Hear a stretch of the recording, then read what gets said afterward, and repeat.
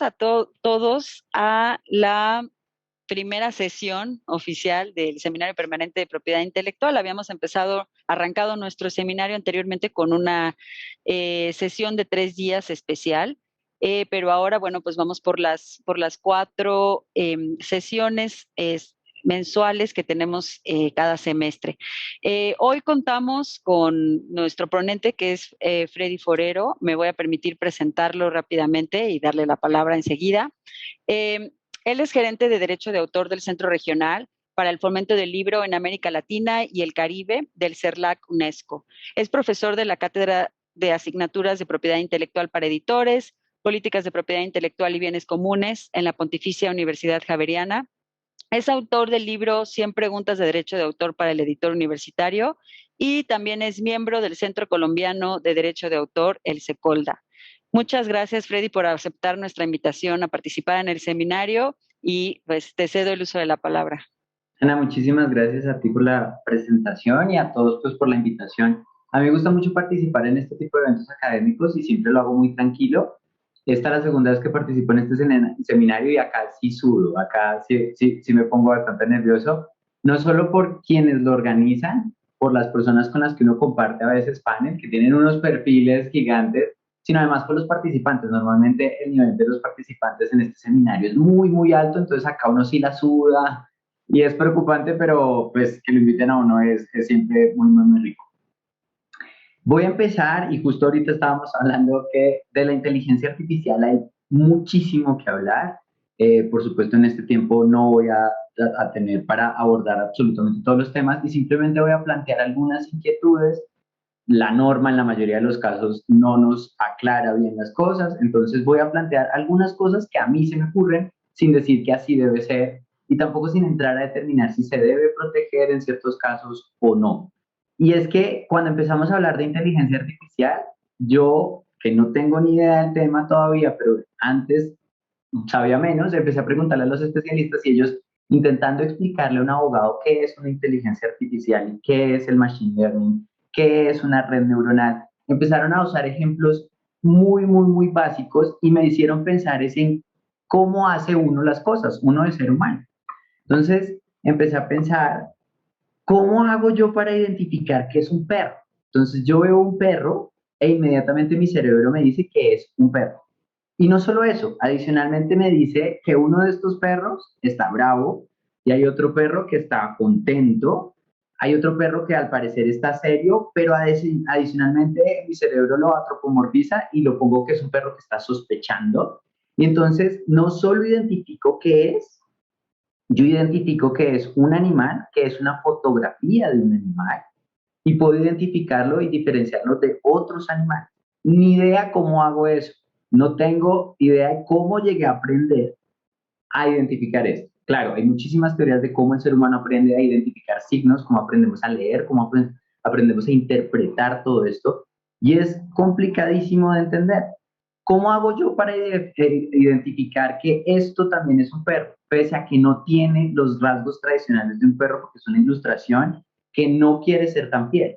¿Cómo mi cerebro me dice eso es una ilustración de un perro? ¿Cómo hace mi cerebro para identificar un perro de un gato? ¿Por las orejas? Si es que un gato tiene las orejas puntiagudas. Bueno, pues es que un perro a veces les cortan las orejas, está muy mal, pero lo hacen y también las tienen parecidas. Es que son peludos, ambos son peludos. Tienen 4 patas, tienen cola, ok. Hay gatos calvos, hay gatos grandes y hay gatos pequeños. Hay perros gigantes que parecen un pony. Hay perros chiquititos que parecen un roedor. ¿Cómo hace mi cerebro para en cuestión de menos de segundos, en milésimas de segundos, identificar esto? Entonces empezar a entender estos procesos, entonces me lleva a tener muchas más dudas de qué es lo que pasa con una inteligencia artificial. En principio, ¿qué debe hacer una inteligencia artificial o qué debe hacer un algoritmo para que una máquina me identifique qué es un perro de un gato? ¿Puede el ser humano entonces empezar a pensar qué debe tener en cuenta la máquina para que me identifique el perro o el gato? Lo que les diste, bueno, tiene que ser peludo, pero bueno, y adicionalmente entonces cojamos ilustraciones. Adicionalmente hagamos que la máquina identifique cuando está viendo una fotografía real de un perro, cuando una representación gráfica, una ilustración. cuándo está viendo el perro realmente o cuándo le pusieron una fotografía enfrente al lente. ¿Cómo hacemos todo eso? Entonces, el límite del ser humano era empezar a pensarnos todos estos procesos para identificar todos los patrones necesarios para algo tan sencillo como identifica si es un perro y un gato, sin llegar a pensar en identifica y diagnostica qué tiene esa persona frente a estos síntomas. Cosas mucho más complejas. Entonces, nuestro límite era definir el algoritmo, todo este marco lógico de interpretación para llegar a una conclusión. Eso, entonces, se vino, el gran cambio que hubo actualmente con la inteligencia artificial, que es muy vieja, pero que no se llegaba a desarrollar hasta ahora que tenemos los macrodatos. Ahora tenemos grandes fuentes de información constantemente que se está enriqueciendo. Y eso ya es una ventaja. Tenemos macrodatos, grandes bancos de información. Adicional a que tenemos un aumento potencial de la capacidad de procesamiento de nuestros ordenadores. Entonces, al conjugar esas dos cosas, logramos crear las redes neuronales profundas. ¿Qué es esa vaina? No estoy seguro, pero en principio, la inteligencia artificial lo que logra es coger esto, y lo voy a decir en términos muy sencillos a lo abogado y les pido disculpas, pero es de la manera en la que yo la logro entender. Y es que si yo necesito que la inteligencia artificial me identifique un perro de un gato, yo no voy a definirle un listado, un bullet points, diciéndoles qué representa un perro y qué representa un gato. Yo la pongo a alimentarse de miles de bases de datos con fotografías de perros y gatos. Y la inteligencia artificial en el proceso de Machine Learning va a empezar a analizar, a hacer este proceso de macrodatos para empezar a identificar patrones automáticamente. Y después de ese proceso, en el que yo no voy a poder participar porque no puedo hacerlo tan rápido, entonces la máquina va a llegar a un resultado y me va entonces a solucionar un problema. En este caso, ¿cuál es el problema? Decirme si la foto que le estoy mostrando es de un perro o de un gato. Y esa solución de ese problema la va a hacer sin necesidad de que un ser humano previamente haya diseñado un algoritmo específicamente construido para hacer esa tarea, porque eso nos limitaba bastante. Ahora ya no estamos tan limitados por un ingeniero que tenga que hacer ese algoritmo.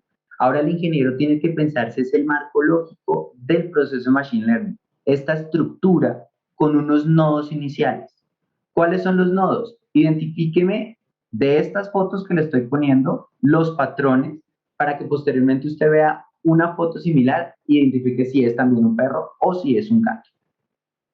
Claro, eso los programadores y los expertos en la materia se morderán el labio y dirán qué tipo tan bruto. Lo estoy explicando en los términos que yo la logro entender para poder entrar ya a una discusión un poquito más jurídica. Pero por supuesto hay gente con las verdaderas credenciales para hablar de este tema en profundidad. Pero lo pongo en esos términos sencillos a modo de introducción para poder abordar el tema. Si no, no lo logro dar. Entonces, en principio, ¿qué es lo que pasa? Nosotros rompimos la barrera que nos imponía ese algoritmo gracias a que tenemos una gran capacidad de procesamiento y grandes fuentes de información. Hacemos un proceso de análisis de macrodatos que en últimas identifica patrones y llegamos a una conclusión.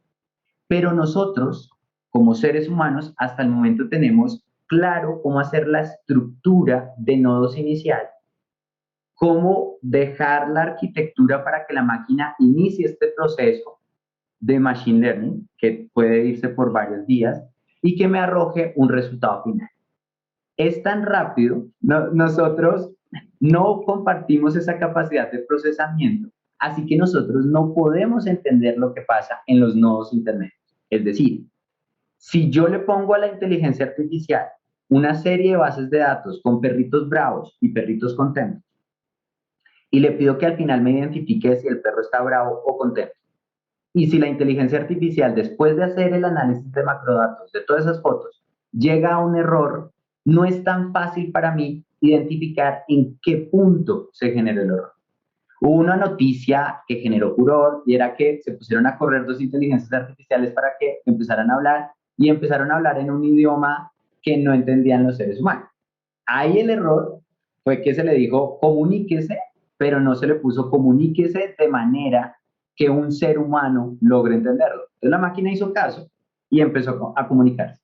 Ahora bien, entender cómo fue el proceso de construcción del lenguaje de esa máquina no lo podemos identificar, insisto, porque ese proceso intermedio no lo vimos.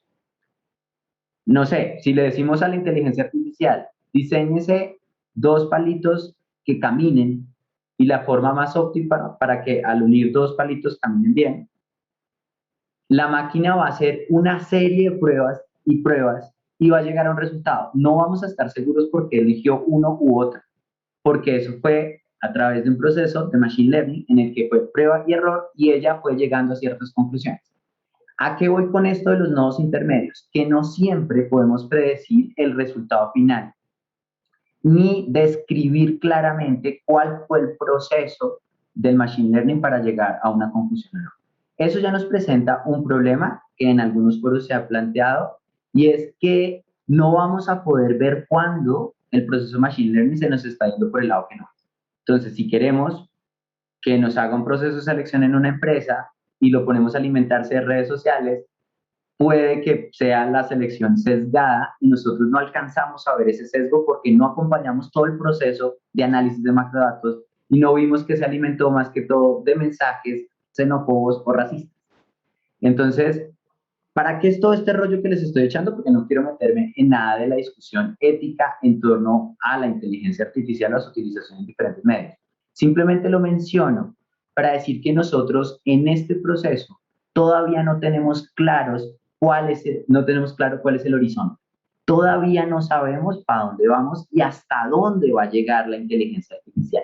Ya tenemos ejemplos. Entonces, el tradicional, The Next Rembrandt, o tenemos que una inteligencia artificial ha hecho composiciones musicales, tenemos la inteligencia artificial que es TikToker y que también diseñó el Virtual Toilet, que adicionalmente pues fue vendido como un criptoarte. Hay muchos ejemplos en los que efectivamente ya hay inteligencia artificial en la que está produciendo obras literarias y artísticas, que en algunos casos, como en el día que el día que una máquina escribió una novela, creo que es el título, en el que los jurados de un concurso de escritura no identificaron que eso era escrito por una máquina. Entonces ya hay ejemplos. Ahora bien, más allá de la cosa curiosa, más allá de saber que ya está pasando, más allá de saber que esto tiene gran potencial y también tiene grandes problemas, en términos generales, a hoy no se puede decir cuál va a ser el límite de la creación que puede llegar a ser una inteligencia artificial. Y la gran pregunta que sí siempre se presenta, bueno, sí, va a poder escribir una novela, pero va a poder escribir una novela que trascienda o una novela que cree un nuevo género literario o un nuevo género en el cine. Puede ser una inteligencia artificial que nos aporte al estado del arte o simplemente nos puede ayudar en el análisis de lo que está actualmente en el estado del arte para que un ser humano efectivamente vaya más allá. La inteligencia artificial siempre va a estar atada a los datos que le estamos arrojando, o la inteligencia artificial puede llegar a conclusiones que ni siquiera nosotros como seres humanos podemos llegar a entender. Todas esas preguntas no son para acá y no son conmigo porque yo no podría responderlos, pero en general se tiene esta sombra de duda en torno a esto. Por eso la discusión se ha venido dando con cautela. Uno, porque no podemos dar la discusión de manera separada, no podemos hablar solo de protección desde el derecho a autor, sin analizar otro tipo de temas como la brecha de capital humano, el uso de macrodatos para los procesos de machine learning, si por eso hay que pagar o no, y los usos en general de inteligencia artificial en otros aspectos de la vida cotidiana. Entonces, se ha venido dando por pasos muy reservados porque todavía no sabemos hasta dónde vamos a llegar, porque incluso no entendemos el proceso de machine learning. Sabemos programarlo, sabemos poner que la máquina empiece, pero de ahí para adelante lo que ella hace solita no lo controlamos, no lo manejamos, no lo entendemos. Entonces, para ya entrar en materia, hablar de qué escenarios se pueden entrar a analizar desde el derecho a autor frente a distintos escenarios creativos. Debemos tener en cuenta algunos elementos generales o principios generales del derecho a autor. Lo primero es la no protección de las ideas, hipótesis, metodologías, datos e información, que es un principio que seguro todos los asistentes ya manejan, entonces no voy a ahondar tanto en él, pero que vamos a ver en los escenarios creativos en los que interviene la inteligencia artificial, que es un tema que cobra vital relevancia. También la teoría de la convergencia está estrechamente ligada a la anterior, y es cuando la idea converge con la forma de expresión, entonces la protección por parte de derecho a autor es bastante reducida. La protección de la línea argumental, entender bien qué es lo que está protegido en una obra, que no necesariamente son las palabras, sino la estructura argumental en un ensayo, en una obra dramática, en una obra cinematográfica, y la teoría del Toral Concept and Film, que también voy ahorita a mencionar rápidamente, porque pues no es el objeto de esta exposición. La identificación de autores y colaboradores, esta distinción es fundamental en esta discusión frente a la inteligencia artificial, que digamos que sobre esta no caben tantas dudas. En general sabemos cuándo tenemos una autora o un autor y cuándo tenemos meros colaboradores, que si bien son vitales para la creación artística o literaria en ese caso, no necesariamente tienen derechos morales y patrimoniales de autor. La protección independiente de las herramientas y materiales utilizados, ya lo mencionamos, ya lo vamos a mencionar, y la protección limitada a seres humanos. Digamos que en general, en la mayoría de las legislaciones, si bien no se dice expresamente, por interpretación, o algunas mencionan ser humano o persona de carne y hueso, lo que sea. Entonces, en general, se ha dicho que en la mayoría de los países la protección por derecho a autor está limitada a la creación literaria, artística y científica de seres humanos, quedando por fuera las creaciones artísticas de animales y toda la protección y la creación literaria y artística de máquinas. Hay países que han dado esta discusión y han hecho reformas legislativas, tenemos el Reino Unido, tenemos Israel, pero en general en nuestra región tenemos que la protección está limitada a esto. ¿Eso en principio qué quiere decir? Pues que si bien se puede vender un libro escrito por una inteligencia artificial, pues no se puede limitar los derechos de ese libro y va a poder circular libremente sin que se tenga el principio de autorización previa. Solo para ver estos principios en general, porque esto los manejan, el caso pues renombrado del Código Da Vinci, sale el Código Da Vinci, tenemos que en el Código Da Vinci hay una temática central que es la que impulsa o catapulta la venta del libro, que es que Jesús tiene descendencia, que Jesús tiene un linaje que se mantiene hasta nuestros días, que hay un grupo armado que protege ese linaje, que el cáliz sagrado era el vientre de María Magdalena. Temática central que se desarrolló previamente en el enigma sagrado. En esa disputa el juez nos recuerda esos principios que mencionamos. Primero, vean, las ideas no están protegidas. Si bien la temática central, en este caso, es bastante polémica y ayudó a la venta del libro, no está protegida por derecho de autor y por consiguiente usted no necesita autorización para publicar el Código Da Vinci de quienes publicaron o quien tiene los derechos del enigma sagrado. Por otra parte, el juez ahí habló del Toral Concept and Film. Y él decía, mire, cuando yo comparo dos obras, no necesariamente tengo que abrir la página 70 de uno y la página 70 del otro y darme cuenta que estamos en la misma escena. Si en términos generales usamos distintas palabras, distintas descripciones, pero al identificar que la sucesión de escenas es igual, si tenemos que la línea argumental es igual, pasa a la escena 1, pasa en la escena 2, pasa en la escena 3. En la escena 1 se conocen, en la escena 2 se llevan bien en el café, en la escena 3 el cocinero la mata a ella y en la escena 4 él mata al cocinero.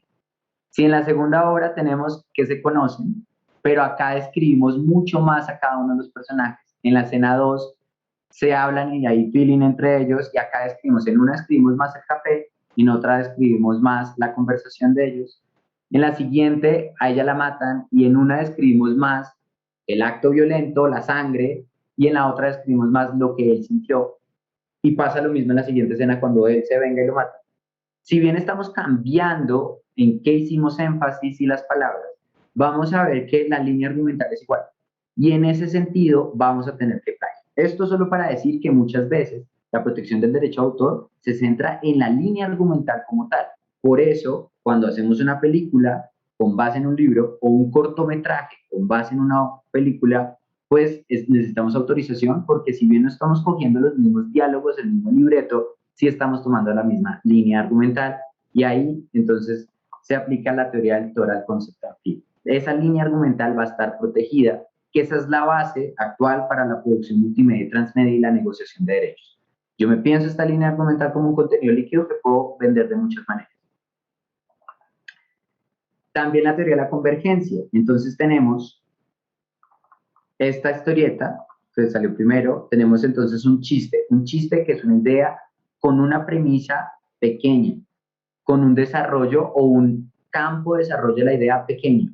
Entonces tenemos un animal antropomorfizado que simula ser el propietario, tira la vara, el perro no va por ella, asumimos, y la premisa está implícita, se asume que un perro va por la vara. En este caso el perro no va por la vara, llama a un domiciliario y me la trae. Tenemos esta historieta de Nica Turro en la que acá no estamos pues, usando animales, son seres humanos que tira la vara, la premisa no está implícita, él la está mostrando, el perro la trae, él se lo tira al gato, el gato no va, llama al domiciliario y el domiciliario le trae la vara. En últimas estamos usando la misma premisa con el mismo desarrollo, es el mismo chiste. No obstante, son dos obras originales protegidas en la medida que la idea tiene un campo de desarrollo pequeño y por consiguiente la protección por parte del derecho de autor es un poco más limitada. Yo puedo dejar convivir obras similares en la medida que desarrollan una idea igual. Cosa distinta acá en la que la idea tiene un campo de desarrollo supremamente amplio y la línea argumental tiene que ser bastante diferente para que no pueda ser acusado yo de plagio. Acá, entonces, la idea casi converge con su desarrollo y por consiguiente, esta similitud es completamente válida. Ya hoy, que parece raro, iba a decir este tipo porque se fue por allá, ya vamos a caer en la inteligencia artificial y porque estos conceptos son. Lo otro es que la protección por derecho de autor se da independientemente de los materiales que yo use. En la mayoría de nuestras legislaciones tenemos que hay unos listados no taxativos de qué se entiende por obra. Son listados no taxativos porque era muy difícil para el legislador imaginarse qué podría usar un artista para crear obras.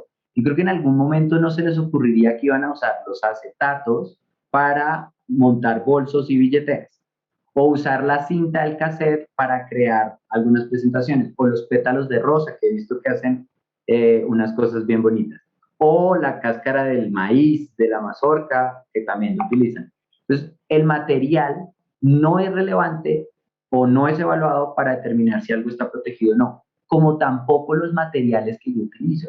Y es que, por supuesto, la evolución de los elementos que usa un autor facilitan su trabajo, pero no mellan en la protección que le otorgamos. Cuando yo tomo una fotografía, yo tomo una fotografía ahora como un profesional, no tengo ni idea de fotografía, pero cuando la tomo, mi celular me ayuda bastante. Eso no pasaba antes. Antes un fotógrafo necesitaba mucho más conocimiento que lo que necesita ahora. Por supuesto, un fotógrafo ahora ponen la opción y ellos modifican la velocidad de obturación, pero ahora es más fácil que un usuario sin conocimiento de fotografía tome una buena foto, que antes era más complicado con las cámaras que teníamos. Ahora, el desarrollo tecnológico de las cámaras fotográficas no ha reducido la protección por parte de derecho de autor que tienen las fotógrafas o los fotógrafos. Sencillamente, la evolución es una ayuda, pero no le resta la autoría a quien nos está utilizando. Eso para entrar a determinar que cuando estamos usando una inteligencia artificial en algunos de los escenarios que yo voy a listar, pues no necesariamente el uso de la inteligencia artificial va a restar la protección por parte de derecho de autor. En la medida que haya aportación intelectual por parte de un ser humano, vamos a entender que eso está protegido y hace parte del objeto de protección del derecho de autor. Entonces vamos a ver algunos de los escenarios. Primer escenario, el programador controla los datos usados y el proceso de creación, quedando solo por fuera de su control el resultado final. ¿Eso qué es? Algo similar a lo que pasó con The Next Rembrandt. Entonces, yo hago la arquitectura de Machine Learning. Yo le digo a la máquina cómo va a aprender y qué procesos de identificación de patrones al analizar macrodatos necesito que haga. Le meto información. En este caso, ¿qué información le meto? Le meto información sobre los patrones, sobre el estilo, los materiales que tradicionalmente usaba Rembrandt.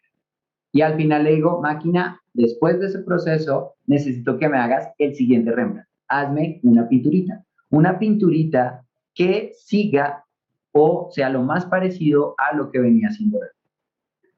En ese caso, el programador, que estoy en el escenario 1, el programador controla los nodos de entrada, hace toda la arquitectura de Machine Learning, controla todo el proceso de creación, pero el resultado final no lo controla. Él sabe que va a salir algo parecido a Rembrandt. Él sabe que va a salir una pintura, pero el tipo de pintura final es decisión o es realizada de manera autónoma por la inteligencia artificial. De manera que en este caso, lo que está haciendo el programador no entra dentro de la órbita de protección del derecho a autor. El programador está dando sugerencias, pero no llega a tener una aportación intelectual como para llamarse autor. Cosa diferente que sea dueño de la inteligencia artificial, pero del resultado de esa inteligencia artificial, esta pintura no va a estar protegida por derecho a autor con la legislación actual. Sencillamente esto escapa del objeto de protección. Algo similar a esta discusión, y voy a siempre intentar equiparar con los seres humanos, a esta discusión que se daba con los directores de tesis en las universidades. Es que muchas veces el director de tesis preguntaba si era coautor. Ahí siempre debemos tener en cuenta que si bien el director de tesis puede haber dado la hipótesis central, puede haber sido quien me ayudó a buscar la biografía, quien me sugirió, quien me dio buenos consejos. Si en últimas yo soy el que escribe la tesis, pues yo soy el autor de la tesis y el tutor de tesis es un mero colaborador que no va a tener derechos de autoría. En esa medida, acá el programador está haciendo unas aportaciones que no son consideradas como una aportación protegida por derecho de autor y en ese contexto, The Next Rembrandt no estaría protegido por derecho de autor. ¿Que lo pueden subastar? Claro que sí, y alguien lo puede comprar, por supuesto. O sea, The Next Rembrandt, la pintura como objeto, puede transarse en el mercado sin ningún problema. Ahora bien, yo no podrían evitar que las fotografías de Rembrandt circulen en Internet, no podrían evitar que haya reproducciones, no podrían exigir derecho de seguimiento si se vende en pública subasta. El cuadro se puede vender, como yo puedo vender un cuadro que pinte un burro que es mío. Yo puedo vender el cuadro, pero no puedo evitar que haya reproducción. Segundo escenario, el programador diseña el proceso de Machine Learning, pero la inteligencia artificial tiene plena autonomía en las decisiones creativas. Aquí vamos mucho más allá. El programador arma la inteligencia artificial y se encarga de la inteligencia artificial, de que la inteligencia artificial aprenda. Perdón, yo sé que el término no está bien usado, pero para mí sea más sencillo, aprende. Y una vez la inteligencia artificial aprende, decide y tiene plena autonomía de qué va a crear, en qué condiciones va a crear, en qué tiempo y cómo. Ahí, digamos que la aportación del programador, y perdón que lo ponga así, es casi como el que es dueño del burro. Si yo le amarro el pincel en la cola al burro y el burro pinta el cuadro y yo soy dueño del burro, yo puedo vender el burro. Puedo vender el cuadro una vez sale, pero yo no puedo evitar que haya reproducciones de esa pintura porque esa pintura no va a tener protección de derecho de autor y yo no puedo llamarme autor de esa pintura, como tampoco puedo llamarme autor de una fotografía por el simple hecho de prestarle la cámara a un tercero. El hecho de que yo sea dueño del medio no necesariamente me da una autoría sobre la creación intelectual acá. Entonces acá, como en esencia, el creador es una máquina que escapa a nuestra definición legal de lo que entendemos por autor, entonces no estaría protegida por derecho. El tercer escenario en el que la inteligencia artificial crea la obra y posteriormente el ser humano hace una revisión posterior para ajustar inconsistencias. Lo mismo, si yo creo una obra y contrato a una correctora de estilo o a un corrector de estilo, si escribo una novela histórica o una novela de ficción desarrollada en una época particular y contrato a una persona para que me haga el análisis, o estoy haciendo una película y contrato a un especialista para que me diga efectivamente si es lógico lo que está ocurriendo o si me estoy saliendo o hay ciertos hierros históricos, esas personas son meros colaboradores. El corrector de estilo se va a entender un mero colaborador. Claro, acá la distinción va a ser, como siempre, hasta dónde va esa aportación. el corrector de estilo o la correctora de estilo puede llegar a ser coautora, en la medida que sus aportaciones vayan más de estos ajustes estilísticos, ortotipográficos. Cuando ya el corrector de estilo termina escribiendo, pues nos volvemos coautores. Pero si yo estoy haciendo meros ajustes, si estoy haciendo solo un ejercicio de revisión, ahí el papel del ser humano, del usuario en este caso, va a ser de un mero colaborador. Como la intervención del ser humano es de mero colaborador, una persona que no va a estar protegida, y por eso les hablaba de la diferenciación entre autoría y colaboración. Si tenemos que autor es quien crea, entonces la persona que me ayuda a crear la escenografía, si yo ideé el boceto y otra persona me ayuda a cortar la madera, todas estas personas no están protegidas por derecho de autor. Entonces, en esa medida, igual que acá, si la inteligencia artificial es la que está haciendo la aportación intelectual y el ser humano está jugando un papel de mero colaborador, entendemos que ahí no hubo aportación intelectual de un ser humano para que eso entre a estar protegido por derecho a autor. Entonces, en estos tres escenarios vamos a tener, como en el caso de Ned Rembrandt, obras que no van a estar protegidas por derecho a autor. La decisión de si eso se debería proteger por derecho a autor o no trasciende la discusión normal de lo que es una ley de derecho a autor. Y que si nos da el tiempo, volveremos sobre este punto para ver qué tan fácil es decir si esto debería protegerse o no y qué se debe tener en cuenta, porque normalmente se hace un análisis al pasado de qué se tomó en cuenta para decir que eso no debe estar protegido y se debe mirar al futuro. ¿Cómo se van a manejar los mercados actualmente? ¿Qué van a empezar a hacer las empresas? ¿Qué derechos van a tener los consumidores? Y efectivamente, ¿cómo se va a manejar esto en la práctica para tomar esa decisión en un contexto en el que la inteligencia artificial se va a usar en muchos otros modelos de negocio? Y tenemos que determinar qué impacto tendrá en nuestra economía y distintas cosas. Que si tenemos tiempo, volvemos a este punto. Por lo pronto, vamos con esta discusión un poquito más jurídica. Vamos a otros escenarios en los que hay mayor intervención del ser humano. Entonces, el usuario, utilizando el algoritmo de inteligencia artificial para el procesamiento de datos, pero las conclusiones y redacción del documento realizada por un ser humano. Imaginémonos que tenemos la inteligencia artificial que sacó alguna empresa, el científico la utiliza para el procesamiento de datos. Tenemos el colisionador de partículas, cada vez que se hace un experimento arroja muchísimos datos que no podemos manejar solos, entonces tenemos una inteligencia artificial que nos ayuda a ese análisis cuantitativo, a procesar esos datos y nos arroja alguna información. Y a partir de esa información, el científico escribe el paper. En ese caso, volvemos a los meros colaboradores. Si yo tengo un grupo de estudiantes que me colabora a buscar jurisprudencia y me ayuda a sistematizar información, y yo luego escribo el memorial o escribo las conclusiones o el artículo, en eso se va a tener que quienes me ayudaron a procesar información son meros colaboradores, que por supuesto, por cortesía profesional, pues el ideal es poner asistentes de investigación y poner no, pero no por exigencia legal de derecho de autor. Estas personas, en la medida que son meros colaboradores, no van a tener derecho de paternidad o derecho moral de paternidad. En este caso, si yo tengo una inteligencia artificial que me está ayudando con todo el procesamiento de datos, la aportación de la inteligencia artificial no es relevante para determinar si esto está protegido por derecho de autor, porque si fuera un ser humano, tampoco tendría derecho de autor. ¿Qué es lo relevante acá? Es quién escribe el paper o quién escribe el memorial. Lo mismo que pasaba con el tutor de tesis, y perdón que vuelva al mismo ejemplo. Si el tutor de tesis a mí me da consejos de bibliografía, me dice dónde encontrar la información, me da consejos cuando estoy analizando mal la información, me ayuda a diseñar las encuestas, me ayuda a llegar a conclusiones, pero yo soy el que escribe la tesis, yo soy el autor. En esta medida, si es el ser humano el que está haciendo la aportación intelectual relevante para tomar en consideración si esto está protegido por derecho de autor o no, pasa a un segundo plano que lo haya hecho con ayuda de una inteligencia artificial o no. Y acá volvemos al punto de la cámara. No es relevante. Claro, algunos fotógrafos dicen, oye, es que es mucho más meritorio que uses una cámara fotográfica análoga, es más chévere, te permite hacer más, bueno, pero para efectos de derecho de autor es completamente irrelevante si es una cámara digital con muchísimas ayudas o una cámara análoga. Eso no viene al caso para entrar a determinar si la fotografía está protegida por derecho de autor. ¿La tomó un ser humano? Sí.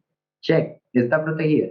En este caso, ¿la inteligencia artificial ayuda en el procesamiento de datos? Sí, eso no es relevante. De manera que ese paper va a estar protegido por derecho de autor porque fue un ser humano el que lo escribió.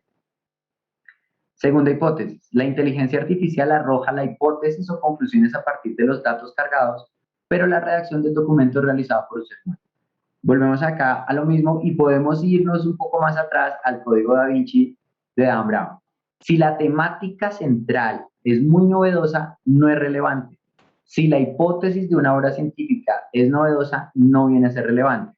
Y eso lo vemos en las películas cliché. A mí me gusta mucho mencionar John Wick porque ahorita está de moda. Y es esta película en la que tenemos un protagonista que al parecer era muy malo, pero ahora es muy bueno o genera empatía. Se salió de ese mundo de malos, hay un detonante, que en este caso es que le matan el perro, se pone bravo y mata a todo el mundo. En búsqueda implacable, tenemos a una persona mala, se salió de ese mundo, le secuestran a su hija, se pone bravo y mata a todo el mundo. Misma temática central, distinto desarrollo. Entonces, esto es relevante para este caso, en la medida que si la inteligencia artificial es la que me arroja la hipótesis o la conclusión a partir del análisis de esos datos, esa hipótesis y conclusión no va a estar protegida por derecho de autor y puede ser utilizada libremente. Al igual que yo puedo subir un artículo en Wikipedia describiendo la hipótesis de otro científico y no por eso voy a requerir autorización en la medida que yo soy el que estoy describiéndolo en mis palabras. Así que acá, al igual que en el anterior caso, la aportación de la inteligencia artificial es en algo que no está protegido por derecho de autor y la intervención del ser humano es en aquello que sí está protegido por el derecho de autor. Entonces, en la medida que el ser humano es quien redacta el documento, que gira en torno a la hipótesis o a las conclusiones que hizo la inteligencia artificial, pero podría hacerlo incluso si esa hipótesis o conclusión hubiera sido hecha por otro ser humano, porque eso es de uso libre. De manera que acá la aportación de la inteligencia artificial no es relevante y volvemos a la cámara. No es relevante la máquina o la ayuda que utilices. Tu aportación de ser humano está protegida por derecho de autor y en esa medida ese documento va a estar protegido por derecho de autor. El siguiente escenario, la inteligencia artificial realiza el proceso de full hunting y define la temática central de la obra. Entonces vamos a imaginarnos que tenemos una plataforma de películas por vía streaming. La inteligencia artificial puede analizar qué es lo que más le gusta a la gente, qué escenas es la que más se repiten, qué capítulos son los que más se repiten, qué capítulos son aquellos en los que la gente dejó de ver una serie, qué escenas se devuelven, en qué escenas la gente prefiere dejar de tenerlo subtitulado y pasa al audio para poder entender mejor lo que se está diciendo a la parte doblada y cuando vuelve a que esté subtitulada y en general todos los patrones de consumo que tienen los usuarios dentro de esa plataforma y posteriormente hacer ese proceso de cool hunting, empezar a determinar qué es tendencia actualmente, qué quiere la gente actualmente y votarme de qué debería yo sacar mi serie, mi película, mi obra de teatro o mi libro, que actualmente lo hace un ser humano con algunas teorías, pero en general a punta de sexto sentido de ver qué se está vendiendo más ahorita y qué está gustando.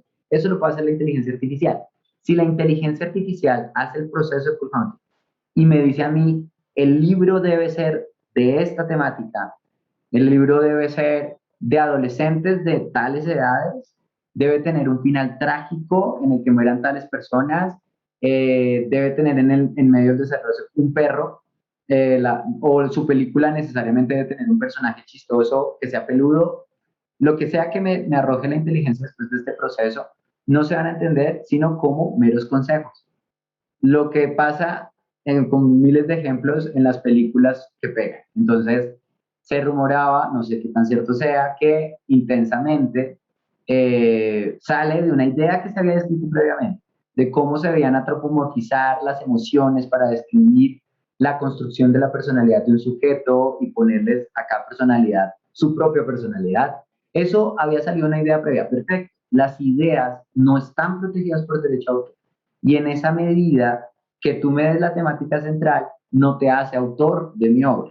Que tú me hayas dicho, probablemente deberías escribir una novela que gire en torno a que Jesús tiene descendencia y que el cáliz sagrado es el vientre de María Magdalena, es un buen consejo y puede que gracias a eso yo venda.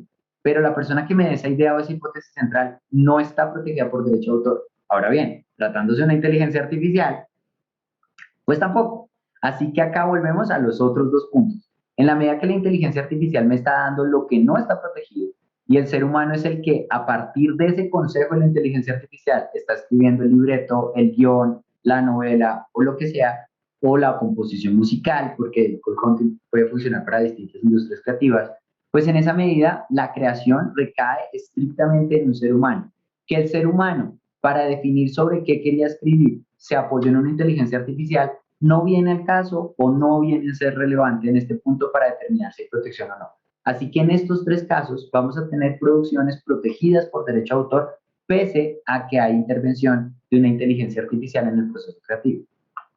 Vamos con la siguiente. Entonces, la inteligencia artificial define la línea argumental y sucesión de escenas, pero el usuario crea diálogos, ambientaciones y descripciones. Acá entonces la discusión se hace un poco más compleja. Cuando estábamos hablando del código Da Vinci y de la teoría de Total Concept and Field, decíamos que la protección del derecho de autor se centra en gran medida en la línea argumental, en las obras en las que se puede, ¿no? En esta plática no podrá. Entonces decíamos, si yo soy quien di la línea argumental, independientemente de que haya otros autores, mi creación va a estar ahí inmersa y voy a tener autoría. Es decir, si yo me creo un guión con una línea argumental, con una sucesión de escenas y unas descripciones de algunos escenarios, y posteriormente eso es ambientado en un videojuego con la participación de un animador, de un rigger, de un dialoguista, de un libretista, de un programador, de infinidad de personas. Todas esas personas probablemente van a estar protegidas por derecho de autor, pero yo no pierdo mi condición de creador y no pierdo mi derecho moral de paternidad, sin hablar de los patrimoniales, porque están usando mi línea argumental para el videojuego o para la película o lo que sea. Si estoy haciendo la adaptación de una obra literaria al cine, voy a tener que contratar guionistas, libretistas, dialoguistas, directores de fotografía, otros tipo de autores, pero se está usando mi línea argumental. Ahora bien, entonces acá lo que aporta la inteligencia artificial estaría en principio, o sea, si esta aportación fuera hecha por un ser humano, estaría protegida por derecho de autor. Entonces, es diferente a los anteriores tres casos en los que la inteligencia artificial me estaba aportando algo que no era de autor, y si lo hiciera un ser humano, igual importaba. Acá en este siguiente caso, en el que la inteligencia artificial es la que me está definiendo la línea argumental, y es el usuario, ya el ser humano, el que empieza a crear los diálogos y a llenarme esas escenas, entonces acá vemos que la línea argumental sí está haciendo algo que para efectos de derecho de autor normalmente se toma en cuenta. No obstante, vamos a ver que hay algo que aporta la inteligencia artificial, pero hay intervención de un ser humano en algo que también se considera protegido por el derecho de autor. Entonces, aunque hay una parte pequeña del ser humano, igual acá está protegido. Así que en principio no podríamos dejar de otorgarle protección a ese ser humano solo porque hay una gran intervención de la inteligencia artificial. Lo mismo que ocurre con la cámara fotográfica. Puede que la cámara fotográfica diga, nada, la cámara terminó haciendo todo el trabajo, usted no sabía ni de luz, pero ahí hubo un ser humano y no podríamos bajar la protección del ser humano solo para evitar que se proteja la inteligencia artificial. Así que en esta medida, si hay intervención de un ser humano en la creación de esos diálogos, pues vamos a tener protección por parte de derecho de autor. Pero como les digo, acá la discusión ya empieza a ser un poco más compleja. En el siguiente escenario, la inteligencia artificial realiza ajustes a la obra para eliminar inconsistencias históricas o científicas. Este es parecido a un caso que vimos antes, que era al contrario. La inteligencia artificial escribe la obra y el ser humano ajusta. Acá yo me creo el guión, yo produzco la película y pongo a correr una inteligencia artificial que me dice si hay inconsistencias históricas o si en un modelo distópico u utópico o futurista hay cosas que no pegan o no son coherentes desde el punto de vista científico y la inteligencia artificial me puede ayudar a ajustar esos hierros. Esto es muy parecido al anterior caso, pero completamente al revés. Es decir, acá quien no tiene un papel protagónico es la inteligencia artificial. La inteligencia artificial es un mero colaborador y en esa medida el ser humano que crea la historia, que crea la película, el guión, la obra cinematográfica o lo que sea, pues es quien va a tener la autoría y por consiguiente esa creación va a estar protegida por derecho a autor. Y el siguiente escenario, el usuario usa el algoritmo como asistente en el proceso de creación. Entonces, si yo estoy escribiendo la novela y mi inteligencia artificial me ayuda a escribir otro texto, si yo voy en un párrafo y el siguiente párrafo me colabora la inteligencia artificial, si hay unas palabras a las que no sé llegar y ella me ayuda, un poco lo que ya pasa con el correo electrónico que yo escribo y ella me completa, que ahora van mucho más allá y me ayuda no a completar con lo que yo usualmente uso, sino me ayuda con lo que se ajusta a mi historia. Entonces ahí la inteligencia artificial está dando un gran aporte. Tanto así que si estuviéramos hablando de la aportación de dos seres humanos, en las que yo escribo un pedacito y el otro escribe otro pedacito, estaría en la que las aportaciones de ambos se conjugan de manera tal que no podemos separarlos sin que la obra pierda sentido, estaríamos hablando de coautoría. Pero acá esa aportación la está haciendo una máquina. En la medida que la máquina está haciendo un aporte grande, pero yo soy quien está escribiendo, volvemos al punto de la cámara. No era lo mismo escribirme una novela antes a punta de máquina a hacerlo ahora en mi computador, con todas las facilidades que ello implica, incluso con corrección ortográfica. Claro, el hecho de que yo ahora la escriba más fácil en mi laptop que la escribiera otro autor hace unos años en su máquina de escribir, no me hace un autor con menor protección que ellos. Entonces, aunque acá la inteligencia artificial tiene un papel protagónico, no necesariamente mella la protección del autor porque sí hay participación de un ser humano en la creación. El ser humano está creando parte del texto y está guiando esa inteligencia, así que en principio acá, obviamente, yo esto lo estoy botando al aire porque no hay jurisprudencia que sostenga lo que yo digo, pero en principio se debería otorgar protección en estos casos. Más difícil aún cuando empezamos a hablar de obras derivadas. Claro, en principio una persona que tenga una inteligencia artificial no va a poder hacer una obra derivada sin autorización previa del titular de la obra originaria. Pero ¿qué pasa si el mismo titular de la obra originaria quiere hacer la obra derivada? Entonces, ¿qué pasa si yo escribo un libro y uso la inteligencia artificial para traducir ese libro?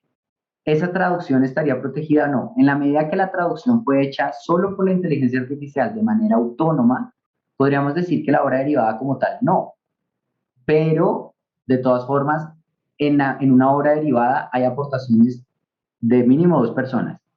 La autora o el autor de la obra originaria y la autora o el autor de la obra derivada. En la traducción de la obra está mi aportación. Entonces ahí se hace un poco más compleja. ¿Qué pasa si están usando mi línea argumental para producir una obra cinematográfica o una obra dramática creada por una inteligencia artificial?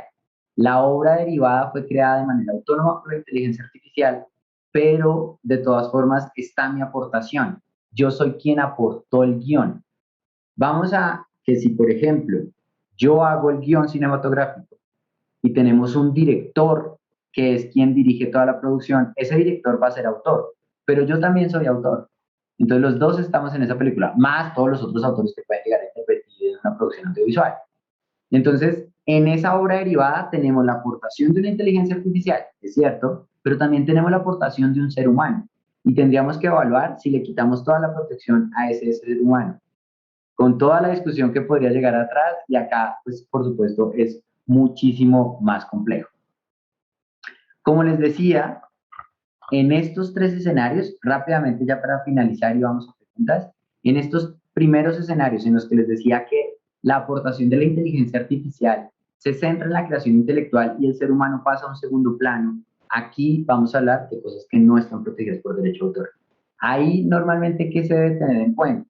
Y para eso no me centro tanto, solo hago la cuña porque en el CERLAL sacamos un dossier de inteligencia artificial que los invito a leer, en el que se empiezan a analizar otro tipo de temas que no están estrechamente relacionados con el derecho de autor, aunque hay un artículo del profesor Pariñas muy bueno al respecto. Pero en general acá, ¿qué se dice? Mire, usted tiene que analizar la brecha de capital humano. Usted está formando a su gente para las nuevas dinámicas de producción y difusión de bienes culturales. O sea, sus universidades sí están enseñándole a la gente lo que le tiene que enseñar para enfrentarse a un mundo en el que vamos a estar en estos escenarios y otros escenarios que a mí no se me ocurren. Usted adicionalmente está dando la discusión de qué ocurre con los datos. Al inicio de esta charla decíamos, es fundamental para todo este rollo los macrodatos. Ahora, está bien que sus usuarios generen los datos y posteriormente les vendan el producto que generaron esos datos, ese machine learning, sin que el usuario sepa, sin que el usuario pueda intervenir. en lo que se está haciendo con esa producción masiva de datos o eso cómo se va a regular. Por supuesto, ahí hay temas de datos personales y distintos temas que empiezan a confluir. Sus industrias creativas están preparadas para esto. El decir, ahora nos vamos a abrir a la protección de cosas creadas por una inteligencia artificial, es bueno para su economía. Sus industrias van a poder competir contra eso o no. Y adicionalmente, si decimos no, eso no debería protegerse, realmente va a pasar porque ya todos sabemos que hay autor estatal, ¿no? Digamos que todas nuestras leyes dicen que tenemos el derecho moral de paternidad irrenunciable, por lo menos los de América Latina, Europa continental, pero constantemente se ven casos en los que hay autores fantasmas y la dinámica de mercado se da que la gente firma sus contratos y no pasa nada.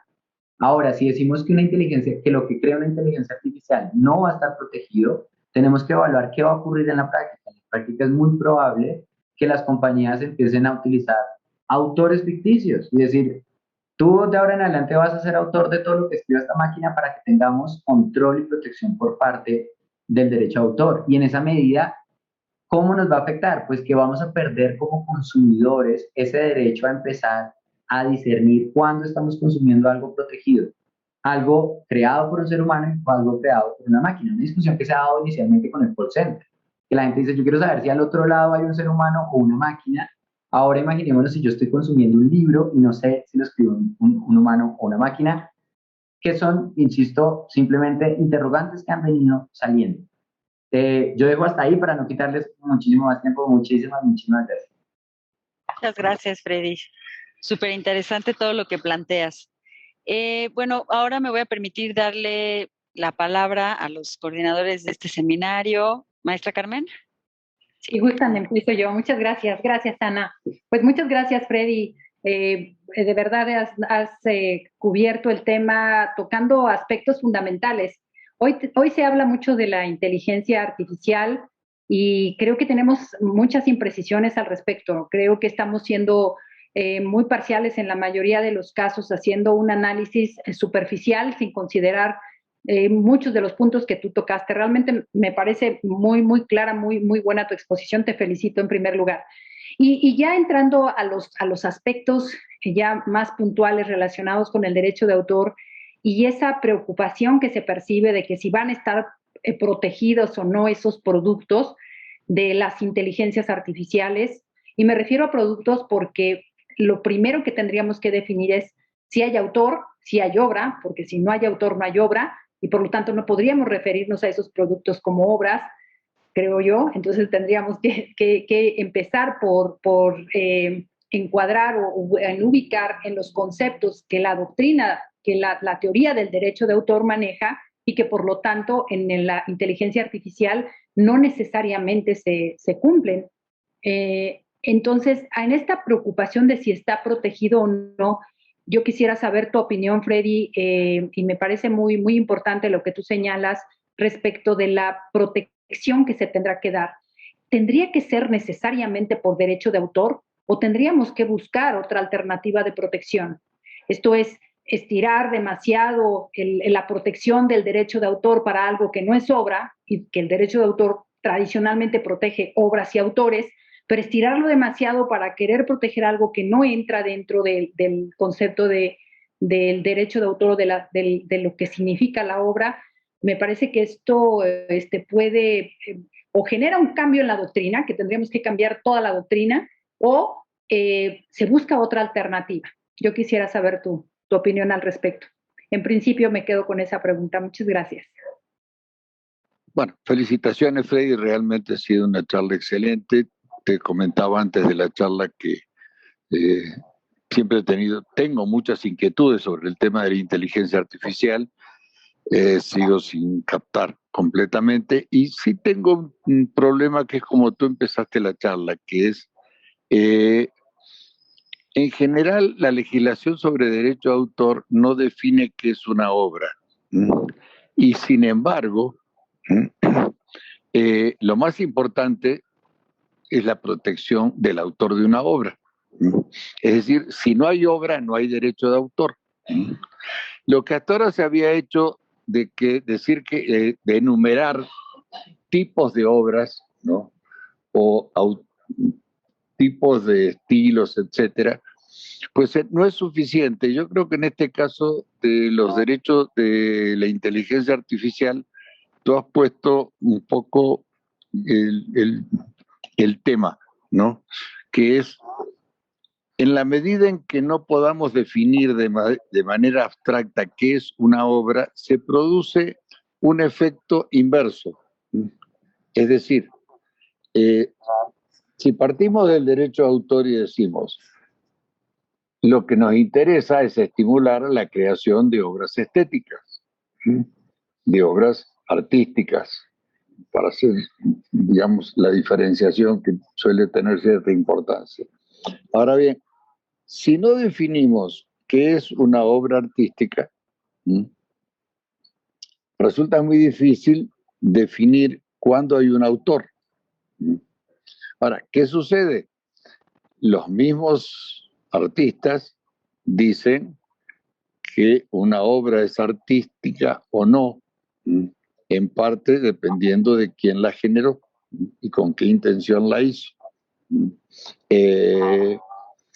Hay quien ha dicho más de una vez, no me pregunten si es arte o no es arte, ¿no? Es una cosa tonta. Bueno, entonces, yo creo que ahí está un poco el meollo de la cuestión de qué es lo que protegemos. En la medida en que no definimos qué es la obra y después utilizamos los derechos de autor para protecciones que no podemos, que no tienen justificativo, es que se genera la confusión. Para dar el ejemplo concreto, que es pensar que un programa de cómputo es una obra, ¿no?, estética, artística, y es una tontería, ¿no? Sin duda que quien lee un programa de cómputo lo primero que asocia es los insultos de una historieta, ¿no? Es lo más parecido, signos, números, etcétera, es lo más parecido a los insultos de una historieta. Entonces, sin embargo, se produce el efecto al revés, es decir, esto es importante, digamos que es una obra, ¿no? Y eso es lo que yo creo que nos complica la vida en el tema de la inteligencia artificial, es decir, hacer la distinción entre todos los partícipes. Y yo creo que es lo importante de tu exposición, que has hecho una disección de quiénes son todos los partícipes en un resultado de inteligencia artificial. Pero creo que donde es más difícil es precisamente en derecho de autor, ¿no? Creo que si tomamos el tema de las invenciones, sería más sencillo ver la aplicación o sea, separar programa de cómputo, invento y un robot, ¿no? Entonces decimos, bueno, un robot es un programa de cómputo específico para una máquina específica, ¿sí? Y, digamos, esa máquina específica se va a mover de acuerdo a el programa de cómputo. Y ahí tenemos un caso, digamos, de inteligencia artificial. O un programa que se autoprograma, ¿no? Hay una obra de Kerr donde hay una programación de todo un edificio sobre a través de un programa de cómputo de inteligencia artificial. Ese programa de cómputo va acumulando información y de acuerdo a la información que acumula decide a qué velocidad se mueven los elevadores, cuándo se permite el uso, qué tipo de uso se permite, etcétera, y tiene la posibilidad, acumulando datos, de autoprogramarse. Después viene la parte de la ficción, que es cuando la máquina de cómputo se informa, cuando el programa se informa de que lo van a sustituir por otro programa, comienza a matar a todos los habitantes del edificio, etcétera. Bueno, esa es ya la parte de la ficción. Pero, digamos, la posibilidad de esa autoprogramación. Voy a tener que revisar de nuevo toda tu exposición para entrar en los detalles, pero realmente sí, te agradezco los aportes porque han sido muy importantes. Bueno, yo Si me permiten, en principio, Freddy, te felicito por la intervención porque además nos hace hacer ejercicios mentales para ir siguiendo, porque es muy inteligente la exposición.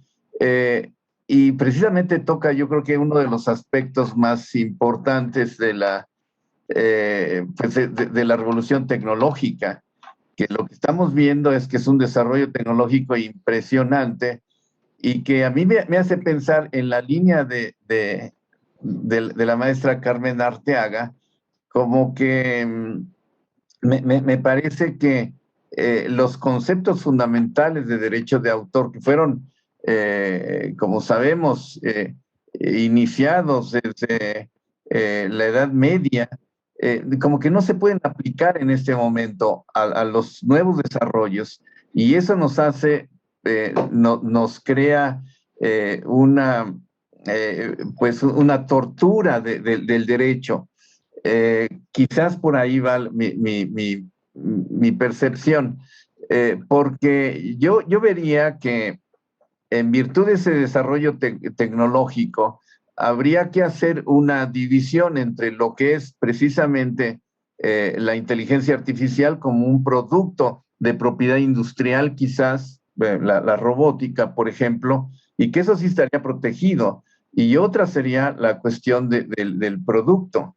Yo tratando de entenderlo, Freddy, vería un ejemplo que es bastante superficial.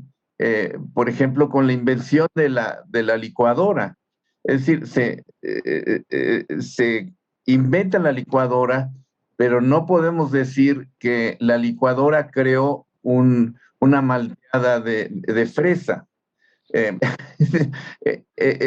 es lo mismo en el caso de la inteligencia artificial. Lo que el ser humano está creando una máquina que tiene como objetivo esto y lo otro, y por eso se programa. Al final de cuentas, hay una participación del ser humano.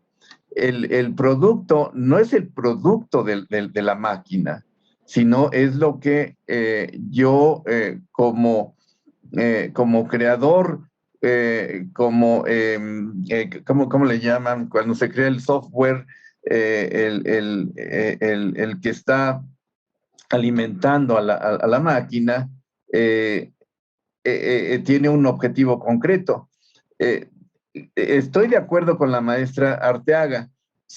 Si hacemos esos ejercicios mentales de meter al derecho de autor en el desarrollo tecnológico, lo que tendríamos que hacer es cambiar los parámetros de la propiedad intelectual. En principio, como sabes, Freddy, una de los elementos fundamentales del derecho de autor es que algunos consideran que es un derecho humano, por ejemplo, y no le vamos a conceder a una máquina un derecho humano, por ejemplo, ¿no? Es decir, todas las categorías de derecho de autor que fueron creadas para un cierto desarrollo tecnológico, ahorita como que están metidas en un gran cuestionamiento y metidas de una manera que no es muy natural.